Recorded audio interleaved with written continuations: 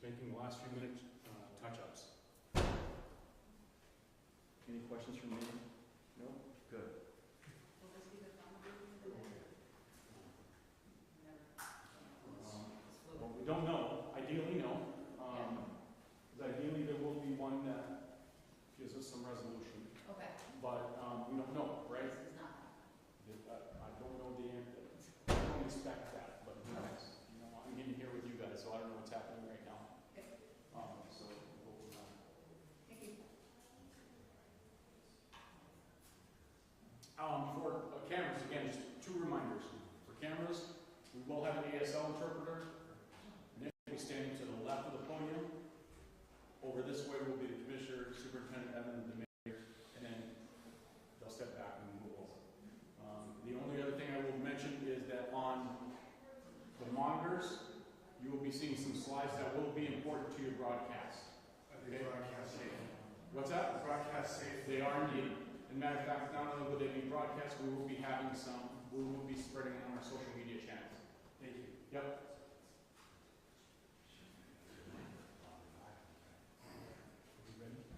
Are the slides ready?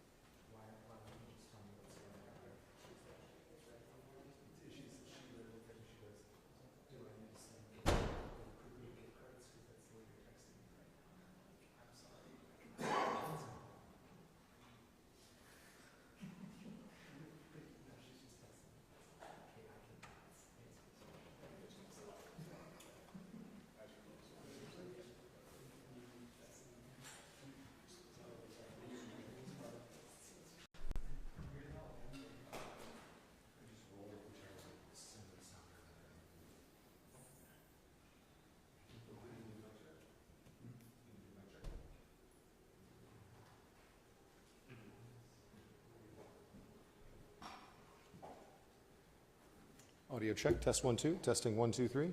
Check testing, testing for level. Check testing 1 2 3. Check testing 1 2 3. Check testing. Good.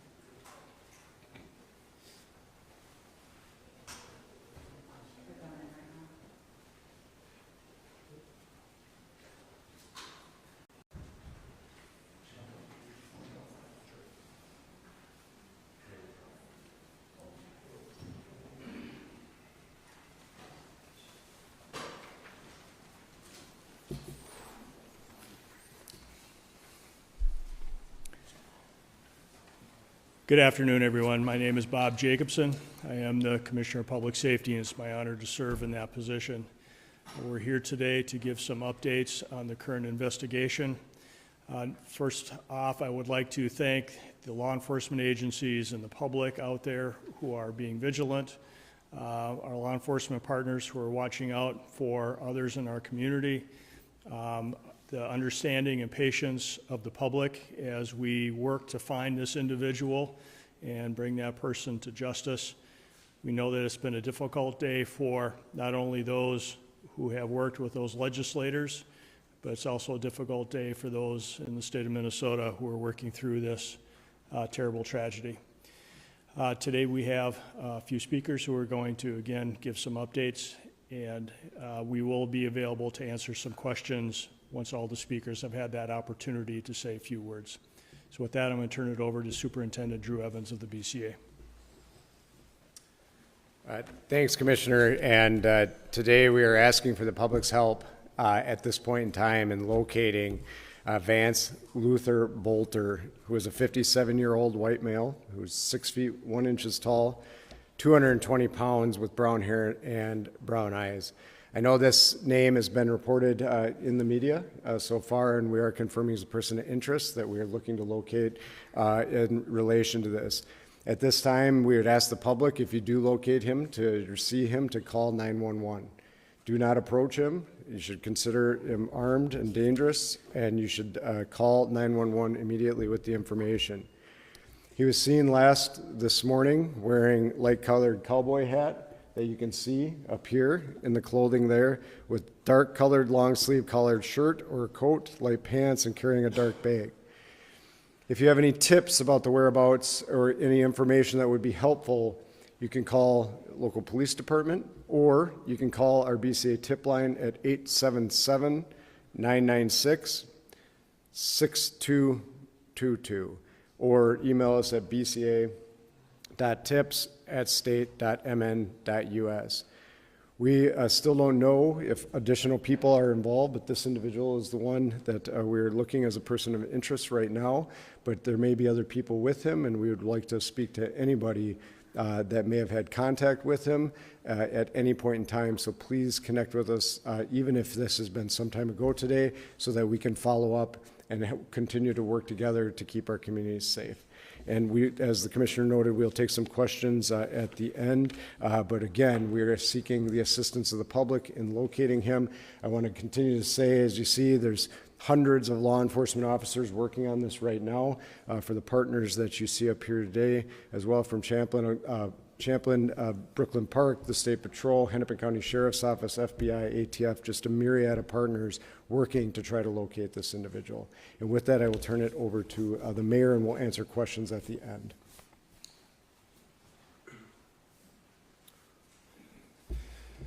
So hi, my name is Hollis Winston, Mayor of the City of Brooklyn Park. First, I want to extend my prayers to the Hoffman family, but also to the Hortman family as well.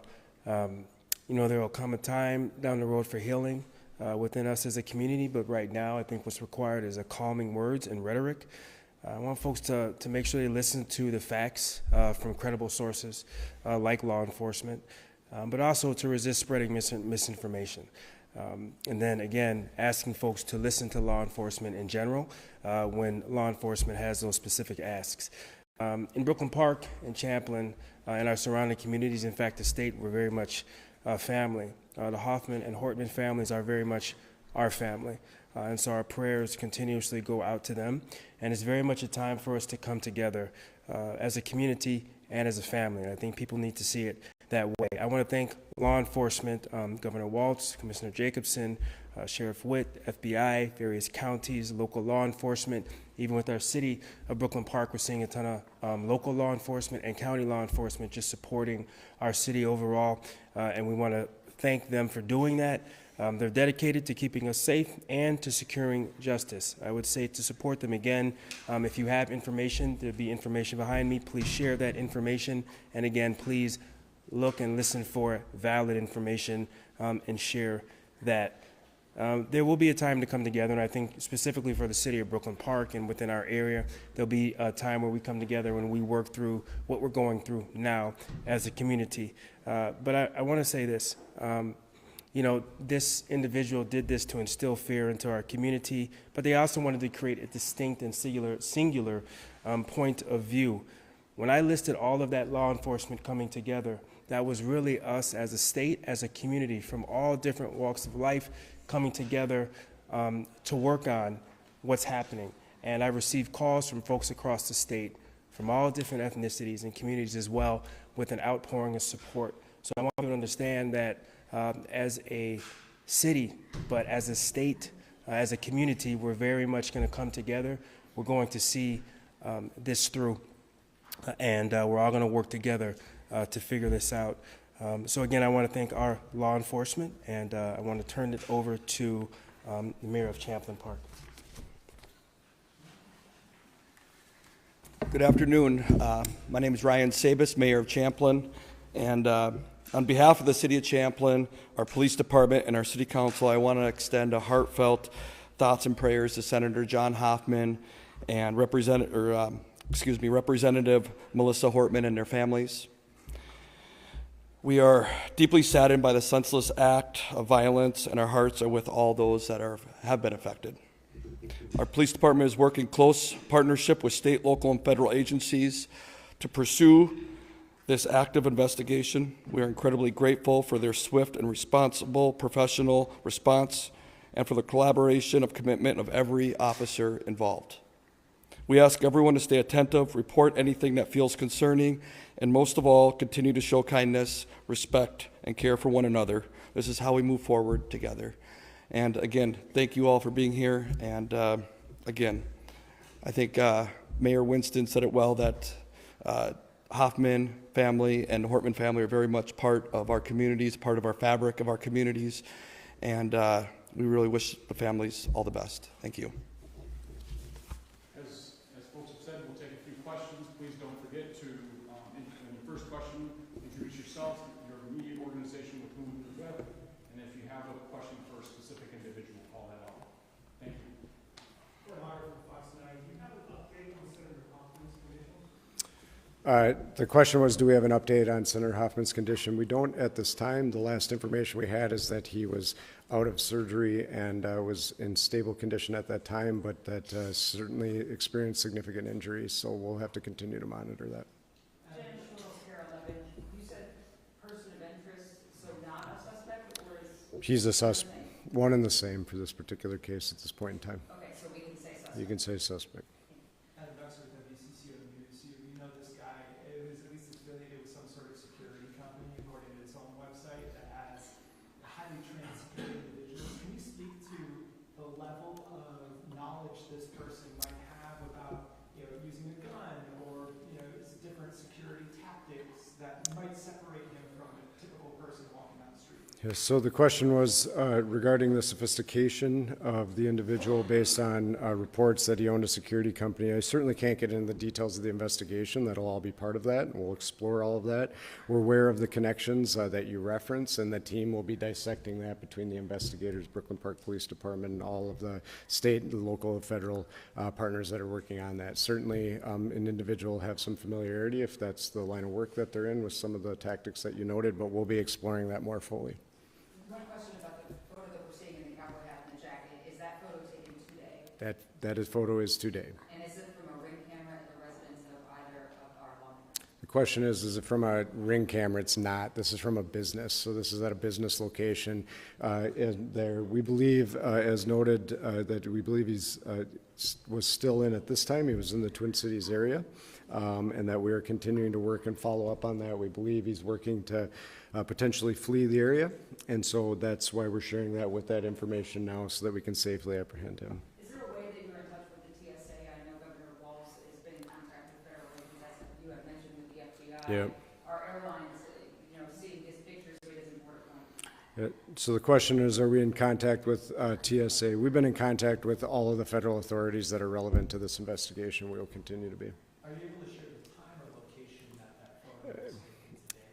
The question is, can I share the time and location? This was this morning when this was taken. It was in the city of Minneapolis. That's at this point, I think, all that we can share as we work to follow up on that. We'll Are there any surveillance or ring camera video from either of the residents where the shootings take place? The question is, there's surveillance or ring camera. We do have various video from different locations. I don't want to get into specifics as part of the active investigation, but there is video that has been obtained by the investigators. Can you talk about some of the other locations that you guys are working on, Green Isle, maybe Fremont, and So, yeah, we can, the question is, can we talk about some of the other locations? You know, because our teams are very active as part of an active investigation, I can't talk about the specifics. What I will tell you is the two locations you noted, in Minneapolis and in Green Isle, they are related to this investigation and the follow-up that the teams are doing.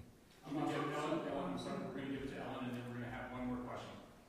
Can you talk a little bit more about the manifesto and what kind of motivation it might be? We're told that there might be some pro-choice lawmakers on this manifesto. That has anything to do with the motivation here? At this point in time, it would be premature. The question was, is the manifesto and the information that we have received as their motivations? We are working diligently on that. There's certainly some indications within that, but there's not specifics enough. We have been, this is a very active and fluid investigation.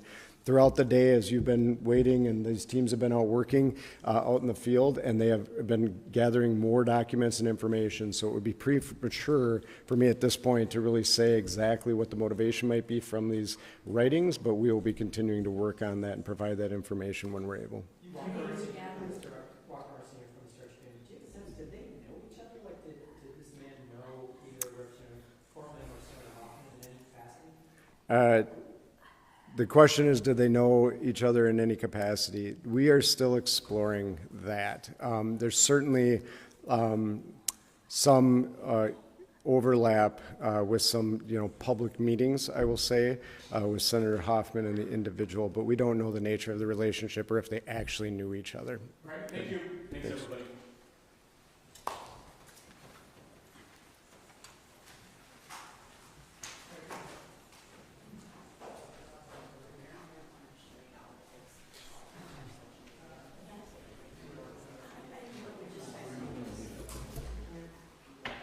Guys, we're going to leave these slides up and cycle through them for a little bit so you can get better angles on them. We're also sharing these on our social media sites.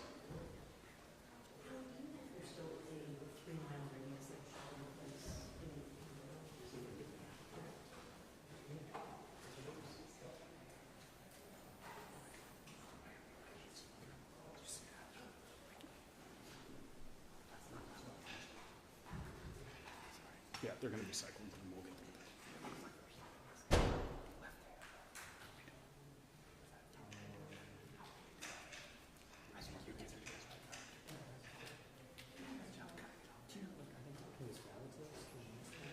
You can ask her, we're not going to answer. Okay. Yeah, I mean, that would be part of an investigation. We're talking to whomever might know anything. They wouldn't be addressed, right? You could have asked it, we wouldn't have addressed it. Sure.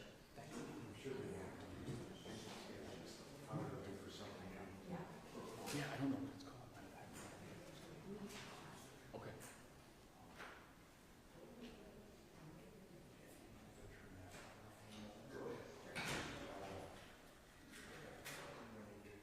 Yeah, we've been waiting for it for some time now, and I think it was just getting to the right place, to let us know what was going on. And as you guys admitted, we have reported, as you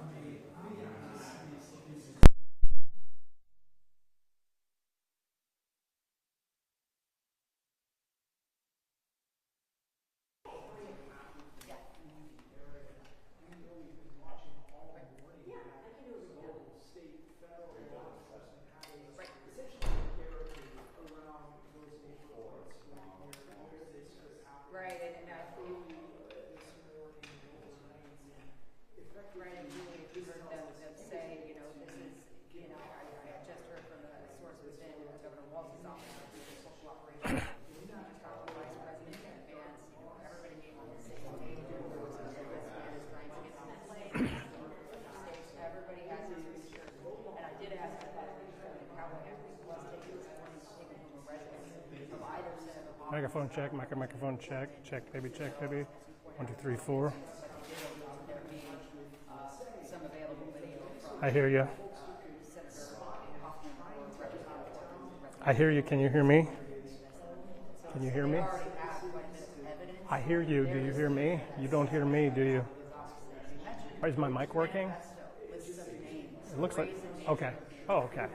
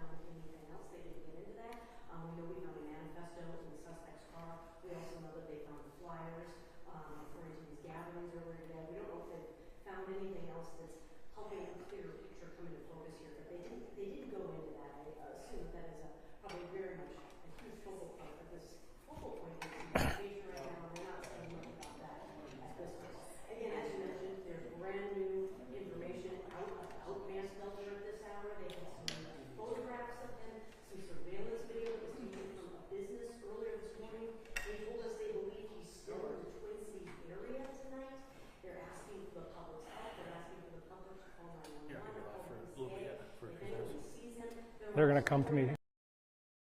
Reminding them that he is armed and dangerous, but if you have any information, they do want to hear you. They also said earlier today, or earlier in this news conference rather, that they're not sure if he's acting alone. They said if there's anyone who has any other information, they'd like to talk to them as well. As of right now, he is their person of interest, but they said they don't know if there were others involved tonight.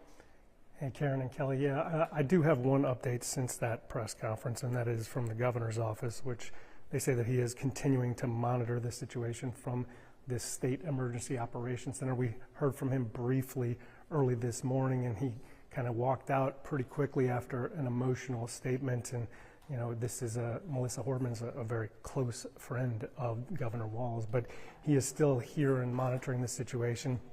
You mentioned he's spoken to Vice President Vance to thank the federal coordination and all of that. But yeah, the update here, you guys have given pretty much all the details here, but we do, like, we're looking at this photo, and I think, Karen, you mentioned it to me in a text, but it looks like Vance Luther Bolter there has something in his left hand. It's kind of hard to determine exactly what that is, you know, and he gunned down at least, you know, 2 people at this point, and injured at least 2 more, but I'm not sure that that looks like a gun. So still trying to figure out exactly what he's carrying around at the point that they take that photo, clearly from somebody's ring video or surveillance video around the house. They wouldn't reveal exactly where. They did, as you mentioned, speak about a couple of the other locations where they are searching, trying to gather evidence or trying to find him himself. No evidence that he has taken another vehicle or anything other than, you know, getting away on foot. But that 3-mile radius, it's been at least 6 hours looking for him in a 3-mile radius and no sign of him to this point. So, you know, at least an inkling that potentially he got outside of that radius, and now they're worried about, you know, communicating with TSA and making sure he doesn't get on a plane, or, you know, if he does get a vehicle, drive out of the state, out of the country, who knows, or try to carry out more of what he had intended to do with, you know, that manifesto listing, you know, people who support abortion rights, and maybe he had other lawmakers or other non-legislators in mind to target before he went somewhere. So again, like a lot of the Democratic lawmakers especially, I've talked to Republicans as well, but not as many, they're very scared and they're staying inside their homes. And you heard from Senator Abler about how, you know, he's had law enforcement outside of his house since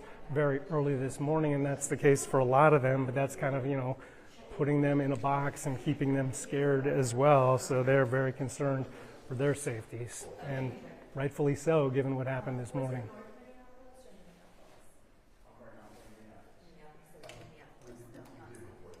Yep, I know. I thought I'd let him.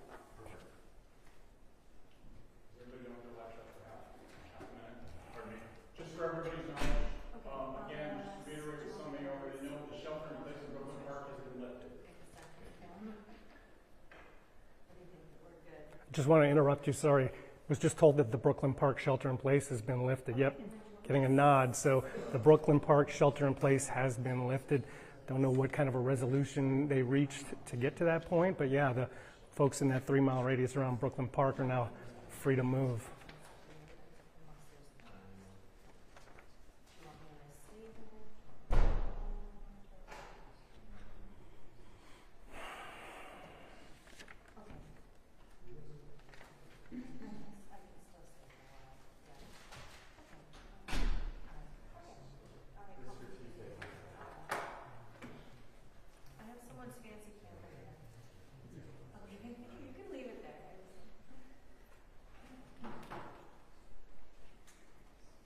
Everybody I've been checking, leaving their homes. They are still inside them, and at last word still had folks, you know, law enforcement outside of their homes. I think Jim Abler, the Republican from Anoka, which is just the next district over from Senator Hoffman's district, he was still, you know, had law enforcement outside his house, he said, since I think it was 2:30 or 3 in the morning, and they were still there, and they were, you know, doing shift changes, and he was occasionally going out there and talking to them, but, you know, a very concerning situation for law enforcement. And so at least as of about a half an hour ago, just before that press conference started, that was still a situation for all of them.